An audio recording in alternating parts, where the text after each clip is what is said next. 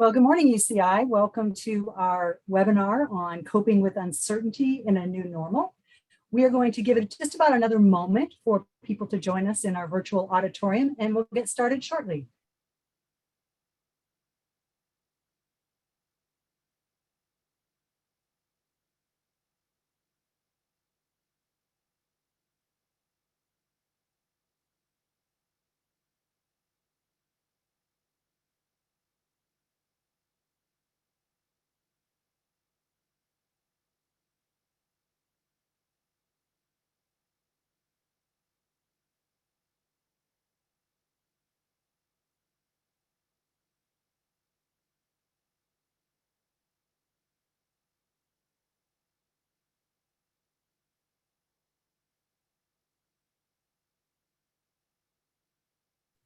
All right, good morning, everyone. Thank you so much for joining us for our inaugural session of a Future of Work webinar series.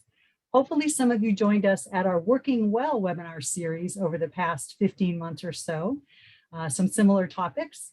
Now that we're approaching time to return to some on-site work, we have identified some topics that we thought would be helpful for our community to experience. So this one is called Coping with Uncertainty in a New Normal. And my name is Pamela James. I am the Executive Director for Campus Human Resources, and I'll be your MC today.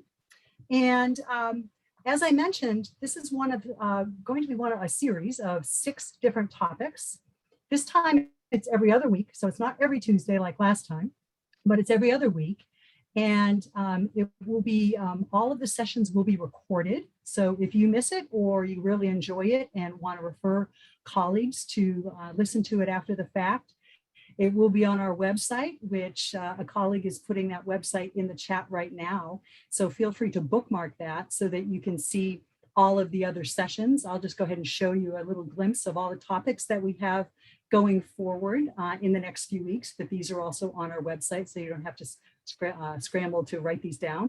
You can just access our website and hopefully join us for many of these great topics. So a little housekeeping before we get to the main event. As you can tell, this is a webinar format, not a Zoom meeting. So while you can see myself and our host and our speaker, we cannot see you. So what we'll do from a communication standpoint is have you ask questions through the Q&A box that you see at the bottom of your screen. Our intent is to have about 30 minutes of content from our speaker and then 15 minutes for questions at the end. We plan to end right on the dot at 10 of 12, a 50-minute meeting to make sure that all of you have that break in between Zoom sessions for wellness and to take care of yourself. So with that, let's get to the main event. First, I'm really happy that we have Ramona Agrela with us. She's my boss, and she is the Associate Chancellor and the Chief HR Executive for UCI. Ramona, please introduce a little bit more about yourself and why this particular topic of coping with uncertainty is of interest to you. Great, thank you, Pamela. So yes, I'm Ramona Agrela. I'm the Chief Human Resource Officer. I have been here with UCI for over 20 years. I don't think I feel that old, but I guess it's been a long time. So I've been with UCI for 20 years, and I am excited to host this webinar. This topic is one topic that we are getting a lot in HR. We're getting a lot of questions from our colleagues and our coworkers about how to manage through this new environment. And so I wanted to be here to learn for myself how we can help our coworkers as we transition back to on-site work. So I am excited to be here and be able to introduce Kenny Zuckerberg. Kenny is the Vice President of Training for our Employee Assistance Program provider, ComPsych, where he strategizes with companies to establish training curricula and delivers executive coaching, presentations, and workshops. Kenny has 23 years experience as an organizational development consultant and an employee training strategist. He helps companies manage through the people side of strategic initiatives. So I am so glad you're here, Kenny, and take it away. All right, thank you very much, Ramona. Thank you, Pam. You know what, when I first saw the title for our session today, I thought, well, that's going to attract a lot of people because we're, I think, all concerned about uncertainty and wondering what this new normal is going to look like. And that's also one of the reasons I kind of struggled with the title a little bit, because I wondered to myself, what is this new normal? And I think what I came to as I was thinking about that is that we don't know. And that's actually the whole point of the session today. We don't know because the new normal is uncertainty. And so what I want to talk about today is three things that I think will help a lot of people through that. Uh, One is to just get us on the same page. What is it that we're feeling uncertain about? Sometimes just articulating it, saying it out loud, saying it to each other can help us normalize the way we're feeling. So we're going to talk a little bit about what I hear from people as being their sources of uncertainty. And then the second thing we're going to do is talk about how we know uncertainty affects people, uncertainty of the world we're living in today, and also uncertainty in general. It has lots of effects. And again, talking about those openly, expressing them, articulating them can really help you through it. And then the third thing, and we'll spend the most time on this one, is some practical answers to the question, what can we do about it? I'm feeling uncertain. It's affecting me in all these ways. What are some practical, tangible tools to help me through it? So let's start with the first agenda item, jump right into it. What are people feeling uncertain about? Well, what I hear from people is things like this. Are the people around me vaccinated? If I'm going to be asked to come into a workplace or even to a restaurant, on vacation, and riding public transportation, I'm uncertain about what the vaccination status of the people around me might be. Will I be safe? And that's again, some people feeling that uncertainty regarding vaccination status, other people just feeling uncertainty around their safety in the world around them. So, will I be safe? Are the people around me vaccinated? And then we have some uncertainty regarding work specifically. Is my current work arrangement permanent? Is it going to change again? I think if you're like a lot of us, I know I've certainly lived through this. We've adapted to a number of different ways of working over the last year and a half. And so we may get announcements that seem like this is going to be the new normal way of working, but we may feel uncertain about that. Is it really the new normal, or is it going to change again? And then we have questions, uncertainty that might have nothing to do with work. What's going to happen to school for my kids this fall? How is that going to be impacted by what's happening in the pandemic? Are my children falling behind? And I put this big question, what else, at the bottom, not because I'm going to ask you to answer that right now, though we can discuss more uncertainties during the Q&A later, but just because I know that there are a lot more uncertainties than just this. And the reason I wanted to share these quotes and also talk about the what else question at the bottom is to normalize this, because it's really important to recognize that if you are feeling this, if you are feeling uncertain, if you have these questions, you are not alone. You're among a group of people, a very large group of people who are asking some of the same questions and feeling some of the same uncertainty. Now, that doesn't mean, though, that we're all reacting to it the same way. We are all unique. We're all individuals. We have our own ways of dealing with uncertainty. And so, what I want to do is talk about some common reactions, some common ways that uncertainty might be affecting you. You might decide as I walk through these that one of them absolutely that pinpoints you, and the others maybe don't as much. But these are all normal responses to uncertainty. I want to start at the top left. Sometimes people respond to uncertainty in physical ways. So you may find that you have more frequent headaches, backaches, shoulder pains. You may find that you're complaining of things like indigestion, nausea more than you ever did before. There's something really powerful that I bet a lot of you have heard of. It's called the mind body connection. And so, absolutely, some of the uncertainty that we're feeling in our mind can have physical manifestations like the things I just talked about. For some people, the reactions, the manifestations are more emotional. So you might find during uncertain times that you are quicker to lose your temper, or sometimes it's the opposite. You might be quicker to tears in situations that you don't think used to ever cause that in you. Continuing clockwise, sometimes we have behavioral reactions to uncertainty, and these are sometimes pretty serious things. So, for example, if you have a history of something like an alcohol problem or a substance use issue, a gambling issue, it's possible that you thought you'd kicked that problem, or that that problem hadn't surfaced at all in the last 5 years, 10 years.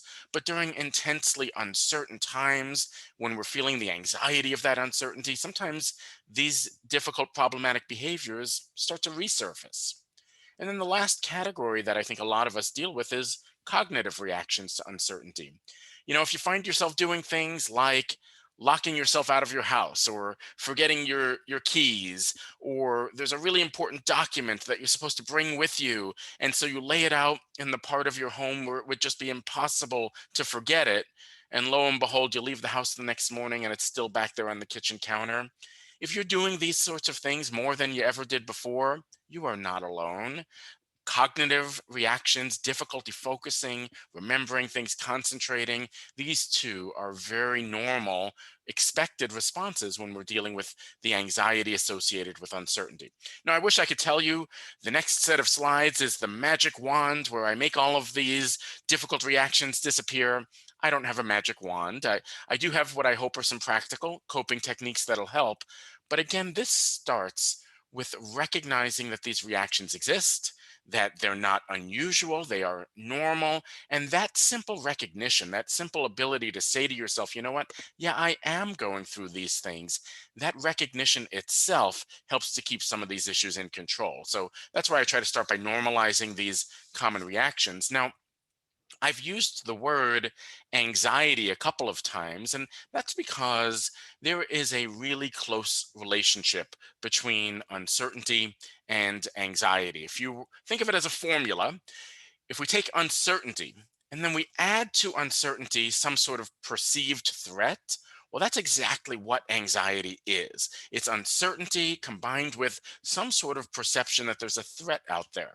And living through various stages of a pandemic, concerns about workplace issues, these things both exist, uncertainties, perceived threats. And so anxiety is a normal response to uncertainty. And then you see the question, is that a bad thing? And the answer is not always. You know, Anxiety gets a bad rap sometimes. Now, there are anxiety disorders, and we don't want those. We want to seek help with anxiety or disorders, and thankfully, help is available and really works. But it isn't always a bad thing to just be feeling anxious sometimes. Why? Well, feelings of anxiety help us prepare. They help us reflect on what sorts of precautions we might want to take in life. If we never felt anxiety, we would probably engage in all sorts of risky behavior, which would be dangerous for ourselves, which would get us in trouble quite a bit. So, to some extent, not only is anxiety not a bad thing, it's something to embrace. It's something to be thankful for. So, I share that because the way to make sure that anxiety helps you in the ways that I just described, instead of hurting you and becoming something that has really negative consequences in your life, that way is to start with embracing the anxiety, being able to talk about the anxiety, being able to ask yourself, what is this anxiety telling me about the threats that are out there?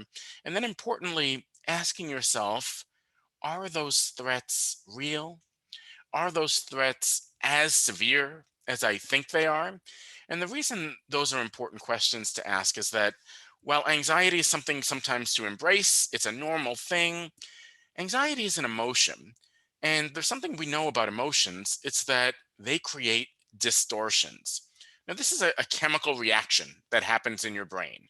If you were to look at a brain image of a person feeling especially anxious and compare it to a brain image of that same person in a calm state, you would see two different brain images. You would see different chemical reactions happening in those brains. There are things called neurotransmitters, and those neurotransmitter activities are different in those two brains, or in that same brain in those two different states.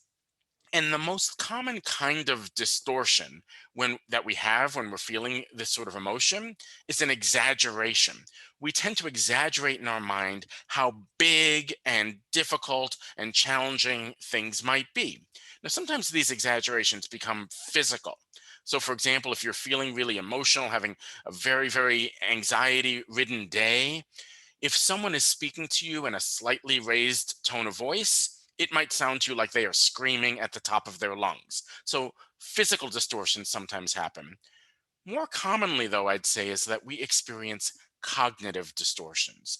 We perceive the world around us in ways that just aren't quite real. There might be a bit of truth associated with them, but it's often distorted truth, exaggerated truth.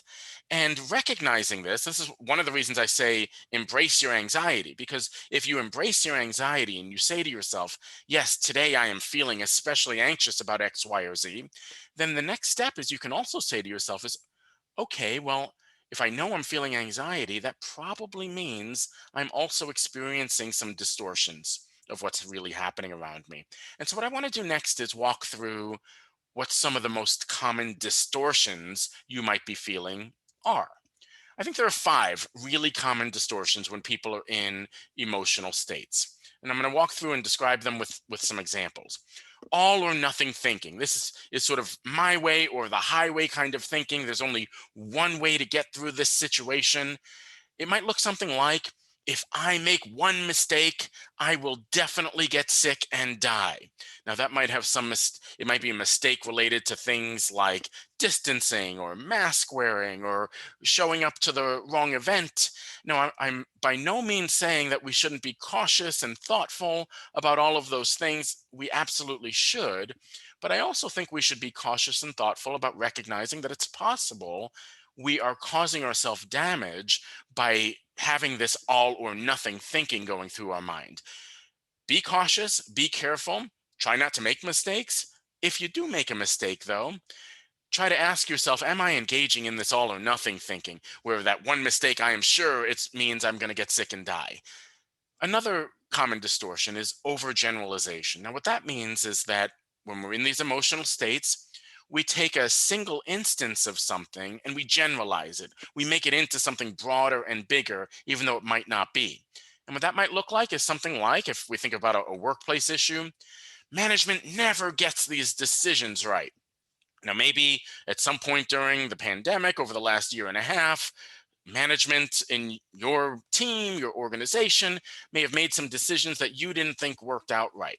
And that may be true because I know all of us, me in my personal life, my workplace, lots of people made decisions, some of which they look back on now and say that probably wasn't the right decision. Overgeneralization, though, means we take those mistakes and we say to ourselves, it never works out right. Now, there's a word in this one that I'll ask you to reflect on. You don't have to answer this question now, but there's a word in that quote under number 2 that is a big red flag word that tells me I'm probably guilty of overgeneralizing right now. What do you think that word is? I bet a lot of you know it already. It's the word never. Yeah, if you catch yourself during times of uncertainty when you're feeling anxiety, using words like never and always to describe the situation that you're going through, there's a good chance you're experiencing this cognitive distortion. And I'll talk in a moment about how to overcome it. But recognizing it is the first step. Magnification is similar to these first two. It's when we take something that might be relatively small and blow it up into something bigger than it really is. That might sound like something along these lines. This is the worst thing that's ever happened to me, or the worst thing that's ever happened in society. Now, I don't know what the this is. Could be anything. It could be somebody in your life testing positive for COVID.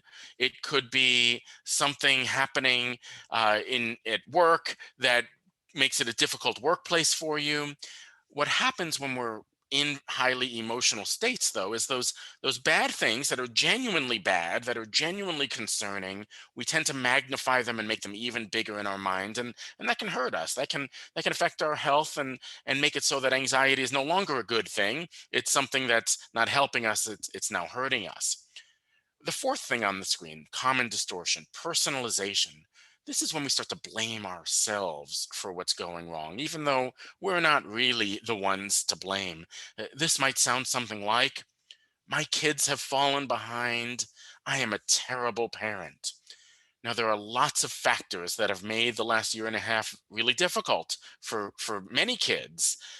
But you being a terrible parent, even if it's true, it's not the only factor. It's not the reason that your kids have fallen behind. And kind of said that in jest. I don't really believe that you're a terrible parent.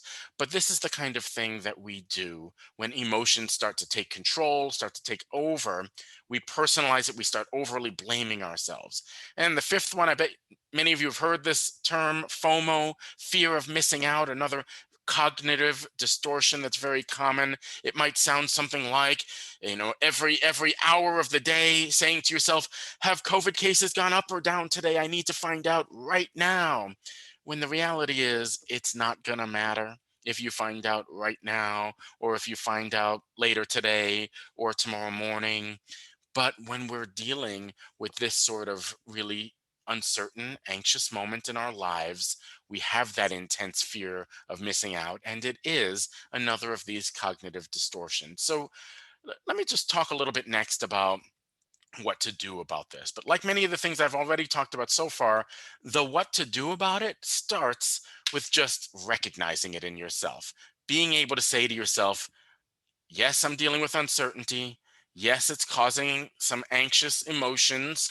And what that's leading to is I'm very likely distorting some things around me. So that's where it starts. But then I want to give you some other techniques to overcome it once you've recognized it. Some ways to intervene on your distortions.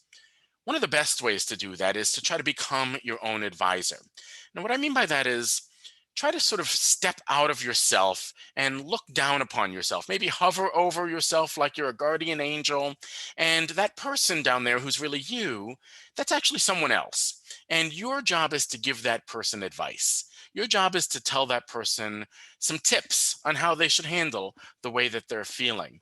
That technique is really powerful, of just being able to step out of yourself. Imagine that that person who's really you is a friend, someone who you're giving some guidance to, someone who's looking to you for help, and go ahead and help that person. Go ahead and advise that person. And then my suggestion to you is take your own advice once you've done that. Another thing you can do is rate the problem on a scale of 1 to 10, perhaps. And similar to that is comparing it to other problems. This really helps us overcome those distortions like magnification and overgeneralization. So if you catch yourself saying this is the worst thing ever, or this never works out right for me, ask yourself on a scale of 1 to 10, how serious is this really?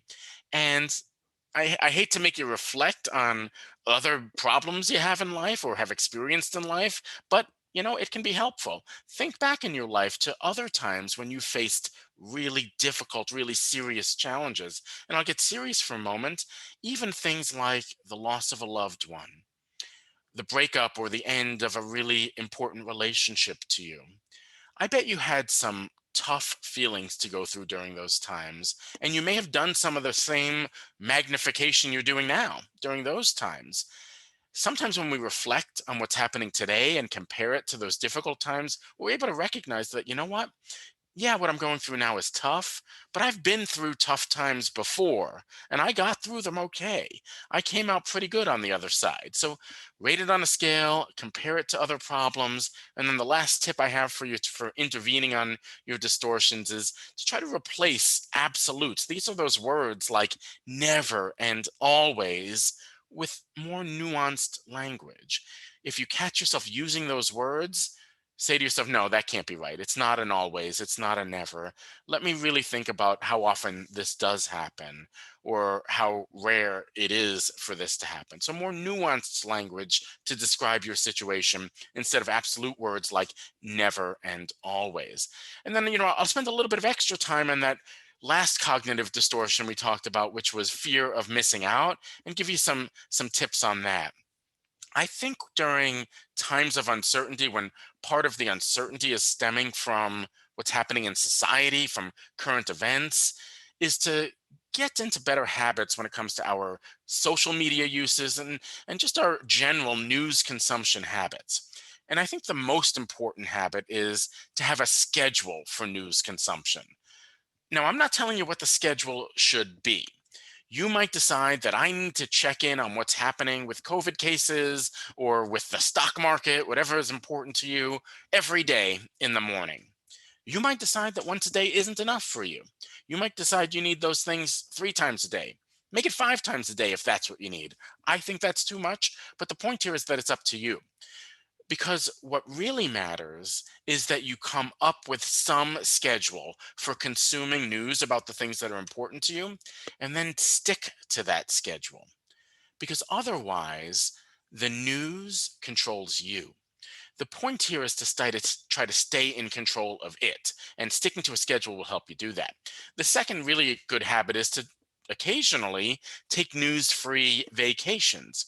Now, when I talk about taking news-free vacations, I don't mean you have to go off the grid somewhere to a cabin for 2 weeks where you have no internet access and no running water. I mean, if you want to do that, if you're into those sorts of trips, go ahead and do it. What I mean, though, is something that could be much smaller than that. Let's say with number one, the schedule you came up with for yourself is I'm going to check in on what's happening once a day, or twice a day, even once at lunchtime and once in the evening after dinner. But on Wednesday evenings, I'm just going to skip that after dinner check in. Instead, I'm going to play a board game with my kids, or I'm going to watch a favorite TV show, whatever you might want to do. I'm going to make Wednesday evening my news free vacation. What's good about this is that it's a way of checking in with yourself, a way of saying to yourself, you know what? I'm still in control. If I can skip that Wednesday evening, that means I'm still in control. And then number three, really, really important news consumption habit for the full hour before bedtime. That is not the time to be checking in on current events issues that you know are likely to generate anxiety for you. So if you know that your heart races up and down every time you see whether COVID cases have risen or fallen, or whether the stock market has risen and fallen, the hour before bedtime is not the time to check on those things. Don't let news consumption disrupt your sleep habits and your health overall. And then what I want to talk about next is a few ways to make sure that the anxiety of all this uncertainty doesn't tip your balance scale. And what I mean by tipping your balance scale is that these anxiety producing uncertainties that we've talked about, they're really powerful. And it's very easy to be naturally in tune to them to the point where they dominate, they push down really hard on that scale. Whereas positive things that might exist in life, those are harder to come by. We're less naturally tuned in to positive things that are in your control. And so we have to be proactive about finding those positive things. And so I want to spend a couple of minutes talking about ways to be proactive about finding positive things in your life. One of those ways is to practice gratitude. I bet you've heard about gratitude journaling. It's a really powerful technique. Journal what you're grateful for. And when I talk about gratitude journaling, I'm not talking about big, broad ideas or general ideas. I'm talking about everyday things, specific things, something new that you can choose every day. To give you an example of what I don't mean and what I do mean, a gratitude journal would not include saying something to yourself like, I'm really grateful for my family, or I'm really grateful for my children. While that might be true, it's too vague, it's too broad, it doesn't have the effect that saying something like, I'm really grateful for the smile I got from my daughter when I dropped her off at camp this morning. That's what gratitude journaling is really about. Something specific that you can find every day that you are grateful for. Another thing you can do, if it's not something that happens every day, is try to visualize your happy place. Visualization techniques really introduce the sort of positivity that can tip that balance scale in the right way. So, your happy place is anywhere, real or imagined. The key is to have it be something that you can ingrain in your mind, that you can come back to it all the time. It stays the same and it uses all of your senses. So it might be a beachfront deserted island where you're lying in a hammock, listening to the crashing waves of the ocean. And every day you take 60 seconds to close your eyes and transport yourself to that oceanfront hammock where you're smelling the seawater, listening to the crashing waves, maybe feeling the mist of the ocean on your body. Use all of your senses. Come back, open your eyes 60 seconds later. You're back in control. The anxieties, the uncertainties, they're not controlling you anymore. Next technique I'll share with you is something that I think might be the most important one of all. During times of uncertainty, double up on kindness. There's a really famous quote that I come back to all the time in my life, both in my personal life and in some of the training programs like this that I do. I'm going to tell you what the quote is. It says, "If you are feeling helpless, help someone." I'm going to say it again, and I want you to think about it. If you're feeling helpless, help someone. The reason that's so powerful is that what anxiety does to us, what uncertainty does to us, is it generates helpless feelings. And helplessness is really dangerous because it's hard to overcome. But you know what? The reality is, we are never helpless because we can always help someone else. And once you recognize that, you empower yourself. It's not just about helping that other person. That's great too. But you've empowered yourself. You've put yourself in control by finding someone to help. And so I encourage you to ask yourself 3 questions every day that you're struggling with uncertainty. Who can I help today?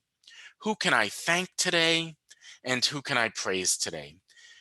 That ability to get ourselves out of our own heads, go out and do good things for other people, it's good for them, but it's really powerful, really good for us as well.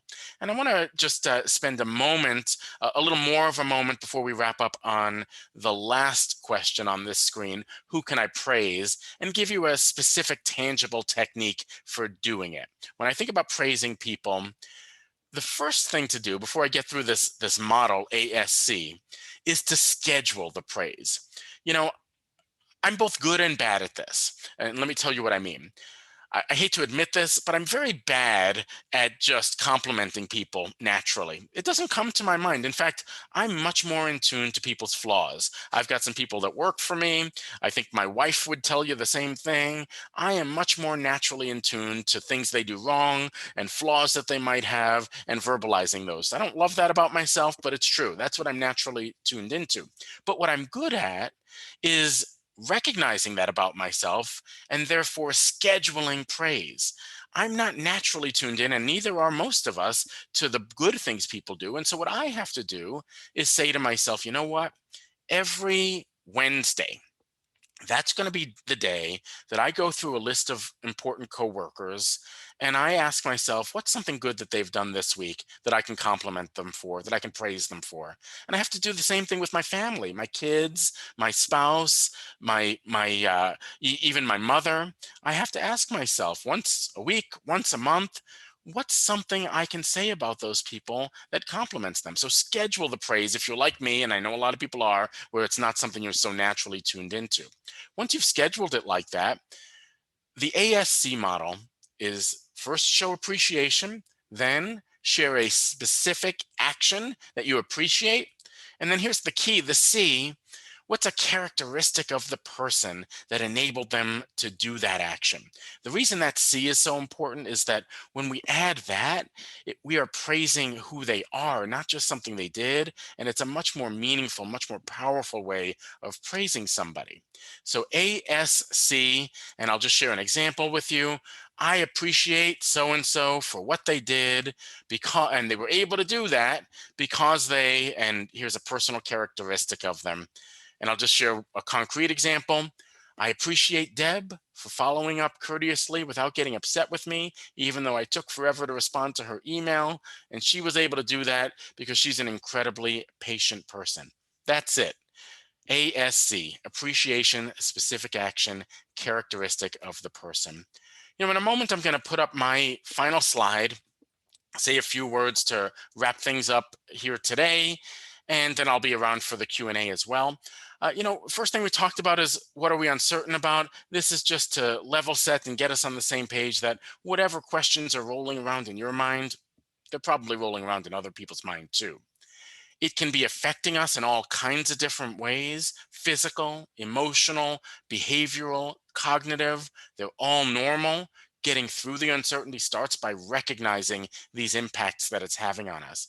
And then I hope you picked up some tangible ideas about what we can do about it. Things like asking yourself the 3 questions: who can I help today? Who can I thank today? Who can I praise today? Things also like balancing out the scale so that you proactively seek positive things to be grateful for in your life, and also developing some good, solid news consumption habits. The last thing I'll say before we wrap up and start moving to the Q&A is that I recognize so much of what I've talked about here is easier said than done.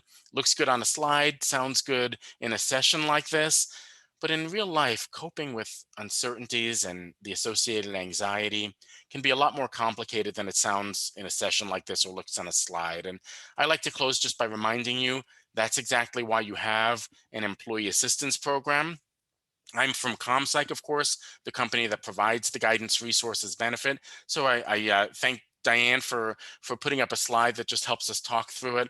I just want to encourage you, if you're going through things that might be more complicated and more difficult than I made it sound during this session, please don't hesitate to reach out for one-on-one support. It's completely confidential. It doesn't cost you anything for you or your family members to do so, and it's available 24 hours a day through the means that you see here on the screen. With that, I'll just say thank you for now as we move into the Q&A, and I'll look forward to engaging with you there. Thanks, everybody.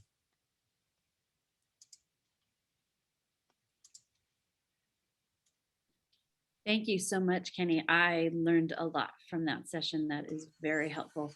I think one of the things I'm taking away, and correct me if I'm wrong, is really focus on what you can control. And you really can't control what other people are doing. You can really only focus on yourself and control your own behaviors, your own attitudes. And so thank you for that.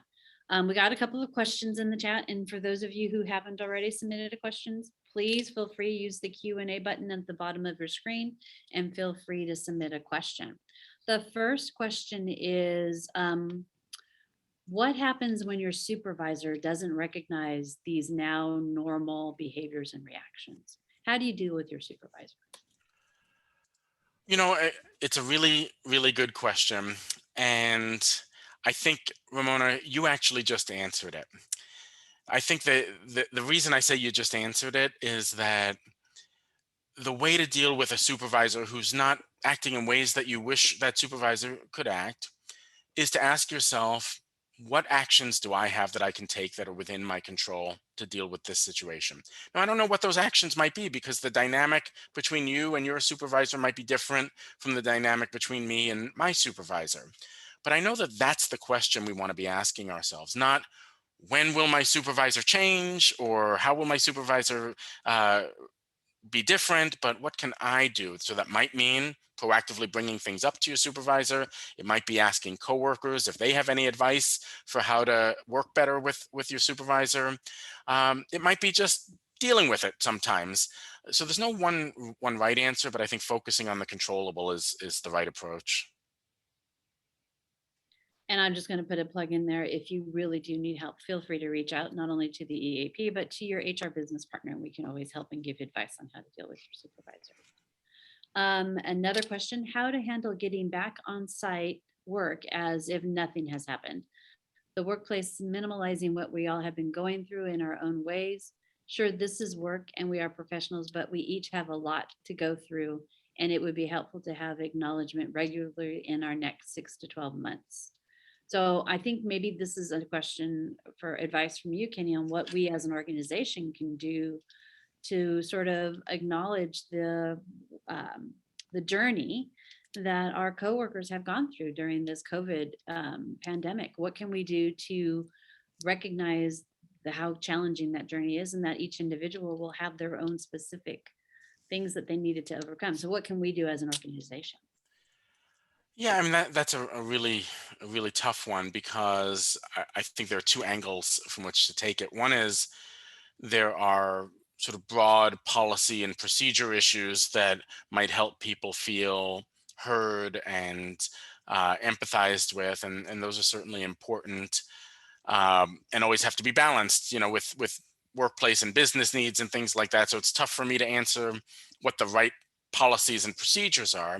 But the second angle I think to approach that with is that an organization can try to reflect a certain kind of culture, and that's beyond policies and procedures. And I think the kind of culture we all would benefit from now is one of empathy, one where where, even though we've got to get a job done, we've got to sometimes deal with things like performance problems, and we can't stop dealing with them. We can get a job done and deal with things like performance problems in empathetic ways, and um, by showing that we care and that we listen to the people around us. And this isn't just supervisors to employees. This is peers, coworkers. When they encounter people who maybe like my friend and coworker Deb, when I didn't on the example I shared where I hadn't responded to her quickly enough in the email she sent me, she was empathetic when she followed up with me, and kind and patient. And I think, breeding that kind of behavior is contagious. If we can be kind and empathetic, even when we have to follow up on things like, why haven't you returned any of my calls yet? I think that really goes a long way. I love it. Empathy and listening. Those are great. And also, I think being responsive to the concerns that come in and maybe being available, I think would be helpful too. There was a question about the visitors and our how do we get visitors to verify or not verify? What's our policy on visitors? I know that's not a question for you, Kenny. I know you can't answer that one. I can share that we have updated the visitor policy, and that should be announced hopefully this week. Check the daily emails that come out from Strategic Communications, and they'll provide additional information about the visitor policy. We have another question about the authentication of the vaccination cards. Again, I don't think that's a question for you, Kenny, so I'll field that one. We do know, we've heard the stories of vaccination cards being sold on the black market and the cases we've already seen.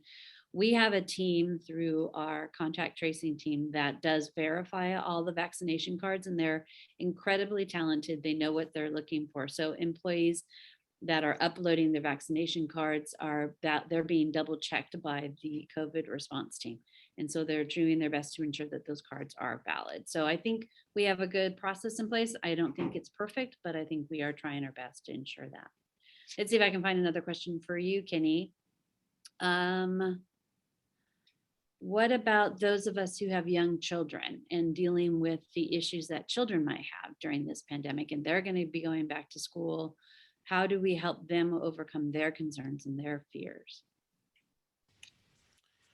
Yeah, so I've got two daughters myself who are both younger than the age where vaccinations are approved. So neither of them is vaccinated. So this is a very personal question for me, for sure.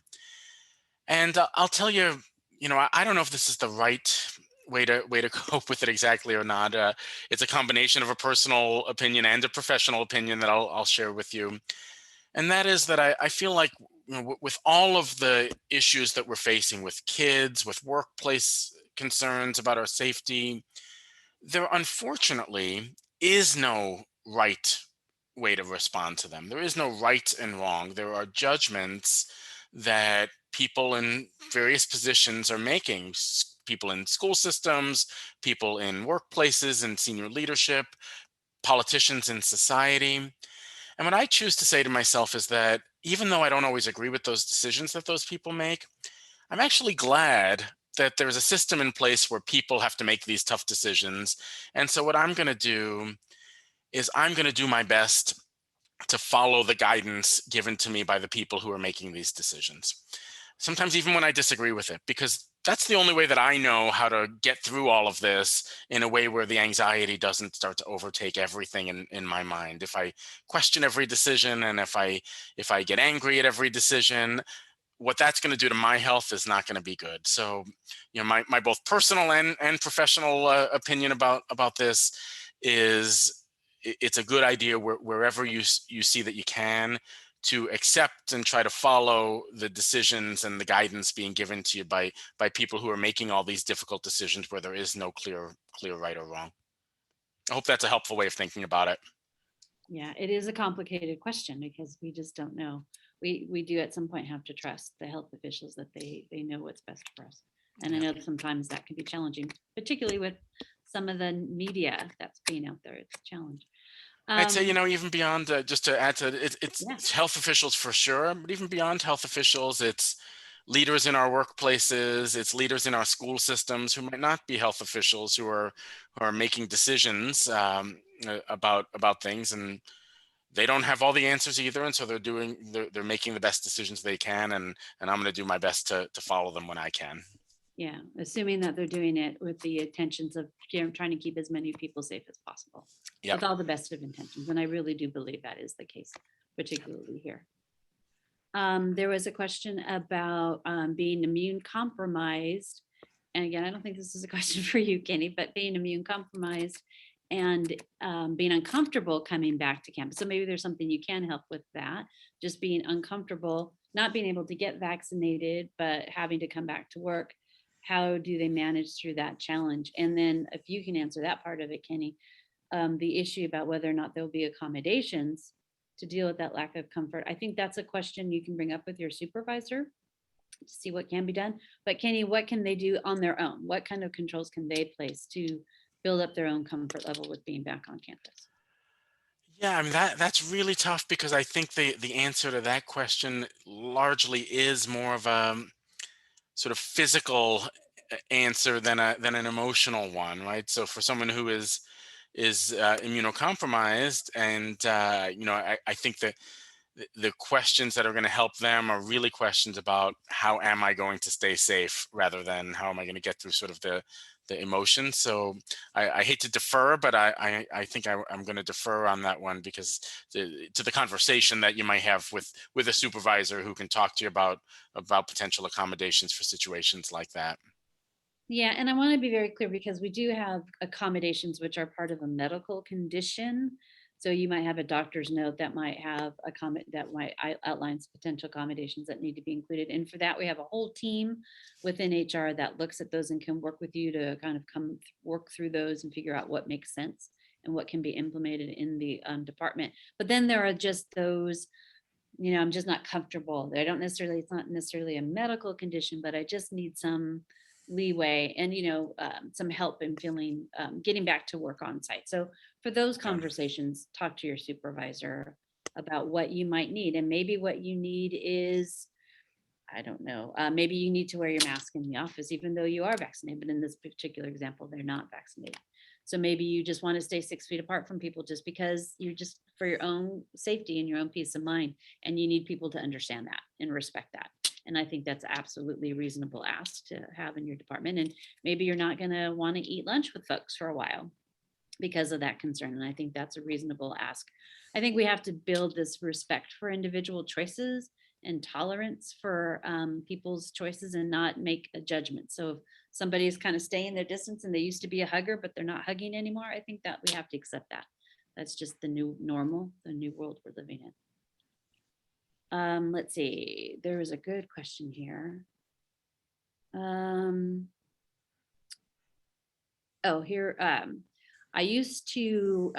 I got so used to working at home that now when I have to into the office, I get severe anxiety. What can I do? Yeah, I hear this one from a lot of people. Part of it has nothing to do with health and safety. It's social. I don't know if that's the questioner, but I talk to a lot of people who are just don't want to make small talk anymore, right? Don't know how to make or anxious about running into a bunch of coworkers in a break room and having to figure out how to make small talk with them because it's been a year and a half since I last made small talk, and I maybe never really liked doing that in the first place. So, from my perspective, the first thing is that is a normal feeling. That's a real feeling. There's nothing wrong with you if you're feeling anxious, not just about health and safety issues, but about social interactions of returning to a physical workspace. In terms of how to cope with that sort of anxiety, I think, the answer is slowly, not all at once. You don't have to be the same person you were a year and a half ago when it comes to how you might have interacted in break rooms and things like that. If you want to lay low for a few months and ease your way back into it, I think that's perfectly reasonable. But I do want to say that sort of anxiety is one that maybe doesn't get talked about as much as the health and safety ones, but I think it's an important one to acknowledge and accept as normal. So I know Pamela's going to give me the hook any second now, but I do want to say there are a few other questions and we just didn't have time to get to them all.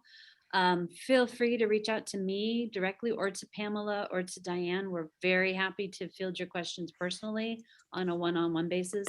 Or you, of course, can call the EAP if it's a more general question. But sorry we couldn't get to all of it, but I love the fact that we had more questions than we had time for. But please feel free to reach out to me or to Pamela or to anybody on the HR team with your specific question. With that, I'll turn it Great. back over to Pamela. Great. Well, first, thank you so much, Kenny, for a fabulous, thought-provoking conversation that I think people had a lot more questions than we had time to get to. So clearly, it's a very interesting topic. So as Ramona mentioned, we will try to get answers to your questions and get them back out to you. After this webinar, which is recorded, you'll have access to the slides on the website as well. So you'll be able to refer back to this. So thank you so much, Kenny, for being such a great partner to UCI. And Ramona, thank you so much. It's just so great to have a senior leader help host these webinars. It just shows our culture of we really do care about what our employees are going through. And you'll see that these next topics are similar. Hopefully you'll want to come back and you'll glean something out of every topic. So with that, I'll let you go for your 10-minute break in between your next meeting, or a lunch break perhaps, or a walk around the block. Thank you, everybody. Have a great afternoon.